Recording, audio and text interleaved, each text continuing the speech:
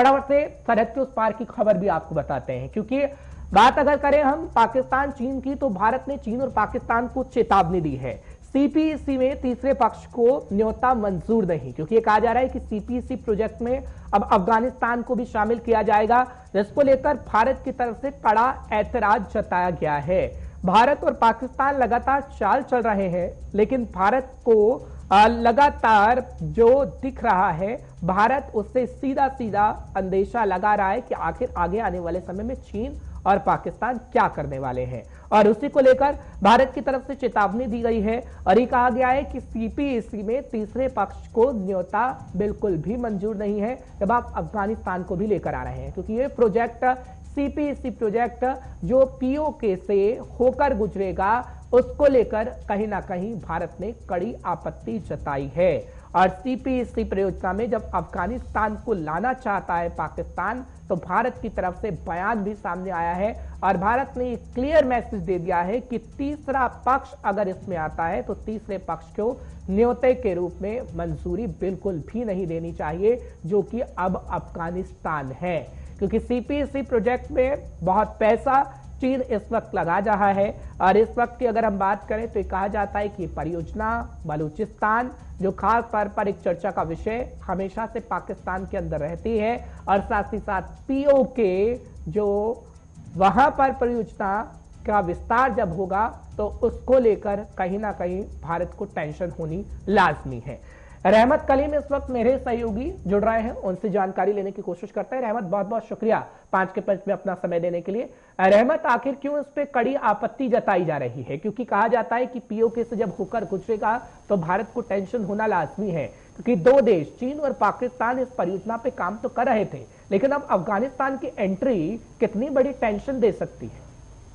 जी देखिए, बिल्कुल अफगानिस्तान की एंट्री कहीं ना कहीं मुश्किल पैदा ज़रूर कर सकती है। और आपको याद होगा कि हिंदुस्तान पहले दिन से जब से पाकिस्तान और चीन ने ये सीपैक का एग्रीमेंट किया था, उस पर काम शुरू किया था, तब से लेकर के आज तक के हिंदुस्तान पहले दिन से इसके खिलाफ एतराज़ दर्ज करता रहा है, एहतजाज करता रहा है, क्योंकि इसका जो रोड मैप तैयार किया गया है, जिस रास्ते से ये गुजर रहा है, वो रास्ता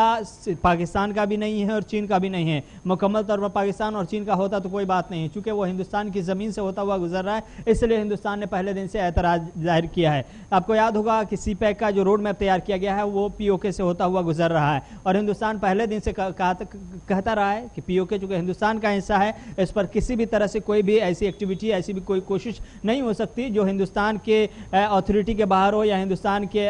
कंट्रोल के बाहर हो। तो इस तरह की कोशिश जो हो रही है, या यूं कहिए कि 21 जुलाई को जो मीटिंग हुई है इस सीपैक की, जिसमें पाकिस्तान और चीन के दोनों के मंदूबीन ऑनलाइन वीडियो कॉन्फ्रेंसिंग के जरिए इस मीटिंग में शामिल थे, इसको एक तरह से अगर आप दूर से देखें तो आपको ऐसा नजर आएगा कि हिंदुस्तान जो जम्मू कश्मीर में भी इस बार G20 का इजलास होने जा रहा है, जो एक दावेदारी है और एक पोजीशन मजबूत बनाने की जो कोशिश की जा रही है, चाहे वो हिंदुस्तान की तरफ से हो या पाकिस्तान की तरफ से हो, ये वही दावेदारी की एक ऐसी तस्वीर है। G20 के जवाब के तौर पर आप इसको देख सकते हैं, क्योंकि G20 का जब इजलास हिंदुस्तान में होगा तो जम्मू कश्मीर में भी इजलास होगा, और जम्मू कश्मीर को लेकर के पाकिस्तान के मौक़िफ़ से हर कोई वाकिफ है, पाकिस्तान के स्टैंड से हर कोई वाकिफ है। जब G20 के सरबराहान पहुंचेंगे जम्मू कश्मीर, तो यकीनी तौर पर दुनिया ये जान लेगी जम्मू कश्मीर में सब कुछ ठीक ठाक है और जम्मू कश्मीर हिंदुस्तान का अभिन्न अंग है। ये दुनिया को मैसेज दिया गया है और कन्वे कर दिया गया बहुत अच्छे अंदाज में, और इस पर मजीद मजबूती के लिए ये G20 बहुत ही कारगर हिंदुस्तान के पक्ष में साबित होगा। लेकिन पाकिस्तान इसके जवाब में जो कर रहा है वो सीपैक के जरिए कर रहा है। सीपैक के जरिए इसलिए कर रहा है क्योंकि सीपैक में अगर थर्ड पार्टी की एंट्री हो जाती है, चाहे वो अफगानिस्तान की सूरत में हो या किसी और कंट्री की सूरत में हो, तो ऐसे में जो पीओके पर दावेदारी पाकिस्तान की जानिब से किया जा रहा है, उस दावेदारी को तक़वियत मिलेगी, मजबूती मिलेगी। ये दावेदारी को मजबूती दिलाने के लिए और हिंदुस्तान के साथ जो तनाज़े हैं उस तनाज़े को आगे ले चलने के लिए, या यूं कहिए कि चीन जो पहले दिन से कोशिश में था कि किस तरह से अफगानिस्तान को अपने पाले में किया जाए, चूंकि अफगानिस्तान और पाकिस्तान को अपने अंडर में रख करके चीन आगे बढ़ना चाहता है, तो ये एक कोशिश ऐसी भी है चीन के लिए और पाकिस्तान के लिए। अगर पाकिस्तान के एंगल से देखो तो पाकिस्तान के एंगल से ये कोशिश की जा रही है कि जो पीओके पर दावेदारी है वो दावेदारी मजबूत हो। चीन की तरफ से देखते हैं तो चीन ये कोशिश कर रहा है कि जो अफगानिस्तान को अपने कंट्रोल में जिस तरह पाकिस्तान को रखा है वैसे ही रखे, और इसके लिए वो जो लॉलीपॉप हम अपनी जबान में कहते हैं वो देने की कोशिश की जा रही है सीपैक में। तो ये एक कोशिश है ऐसी जो ग्रुप बंदी दिखाएगी, चीन, पाकिस्तान, अफगानिस्तान एक ग्रुप में। हिंदुस्तान के लिए एक मसला जरूर होगा, क्योंकि ये जब पीओके से होकर गुजरेगा वहां पर इंफ्रास्ट्रक्चर बिल्डअप होंगे और तामीरात होंगी, तो हिंदुस्तान के लिए सिक्योरिटी एक बड़ा चैलेंज होगा। और चूंकि अफगानिस्तान की कहानी आपको याद है, वहां तालिबान है, पाकिस्तान उससे पाक ही नहीं है, तो इस तरह में सिक्योरिटी चैलेंजेस एक बड़ा चैलेंज अपने आप में हो जाएगा। और हिंदुस्तान के पड़ोस में 3 मुल्कों पर मुश्तमिल एक ऐसा दुश्मन जिसे हम चीन कह सकते हैं वो तैयार रहेगा, तो जाहिर सी बात है हिंदुस्तान के लिए खतरे की घंटी जरूर है। यही वजह है कि हिंदुस्तान की जानिब से इस पर एतराज दर्ज किया गया है और कहा गया इस तरह की कोई भी कोशिश होगी तो हिंदुस्तान अपने लेवल पर इसके खिलाफ कार्रवाई करेगा। बलूचिस्तान वाला फैक्टर भी जरा बता दीजिएगा हमारे दर्शकों, क्योंकि बलूचिस्तान के अंदर हम देखते हैं किस तरीके से विरोध प्रदर्शन हुआ है चीन के खिलाफ भी। पिछले दिनों हमने देखा था कि किस तरीके से एक महिला ने अपने आप को ही उड़ा लिया था, जिसमें चीन ने परेशानी भी व्यक्त की थी पाकिस्तान के सामने। तो बलूचिस्तान का फैक्टर भी कहीं ना कहीं इसमें होगा।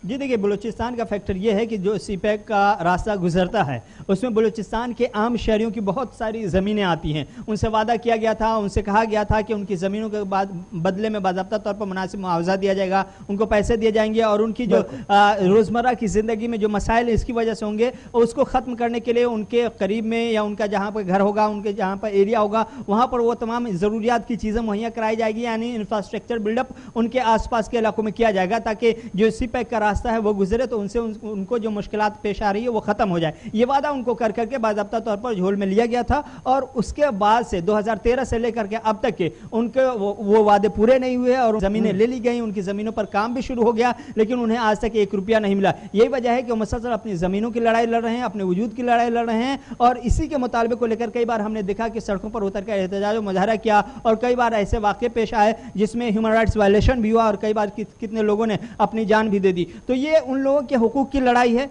या बलूचिस्तान की आवाम के हुकूक की लड़ाई है, वो खुद लड़ रहे हैं। इसके लिए ना ही कोई ऑर्गेनाइजेशन, कोई तंजीम, ना कोई ह्यूमन राइट्स ऑर्गेनाइजेशन सामने आ रहा है, बल्कि बलूचिस्तान की आवाम के साथ जो बड़ा धोखा सीपैक वालों ने किया, चाहे वो पाकिस्तान हो, चीन हो, दोनों ने मिल करके उसके खिलाफ इस तरह की आवाजें उठती रही हैं, एहतजाज उठता रहा है, एहतजाज होता रहा है और आज भी एहतजाज हो रहा है। जब 21 जुलाई को खबर मिली कि इस तरह की मीटिंग में फैसला लिया गया है, उसके बाद से हम देख रहे हैं बलूचिस्तान हो या पूरे पीओके में देखो कई जगह पर बाज़ाब्ता तौर पर कई मकामी सतही हंगामी मीटिंग हुई है और उसके बाद तय किया गया है कि सीपैक के खिलाफ बड़े पैमाने पर एहतजाज करेंगे। तो ये जो कोशिश की जा रही है पाकिस्तान चीन की जानिब से, वो कोशिश अवाम को खातिर में लेकर नहीं की जा रही है। और दूसरी बात यह है कि बलूचिस्तान और पीओके की बड़ी आबादी ऐसी है जो हिंदुस्तान के साथ रहना पसंद करती है और हिंदुस्तान को अपना वतन मानती है। तो उनके एतराज, उनकी नाराजगी, उनका एहतजाज अपनी जगह, लेकिन वहां के जो मकामी लोग हैं जो न्यूट्रल रहना चाहते हैं, उनका भी कहना है कि उनकी जमीनें ली गई है, उनकी जायदाद ली गई है, लेकिन उन्हें कुछ नहीं दिया गया, उनको सिर्फ और सिर्फ धोखा मिला है, इसलिए वो अपनी आवाज उठा रहे हैं। और एहतजाज के दौरान उनके ऊपर